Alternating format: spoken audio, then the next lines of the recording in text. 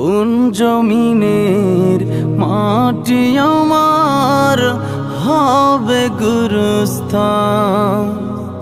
কাদের চোখের জলে আমি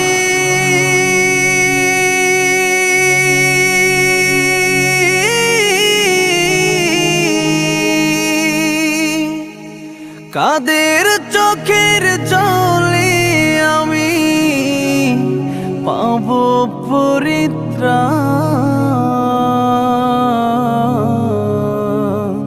কোন জমিনের মাটি আমার হবে গুরুস্থান?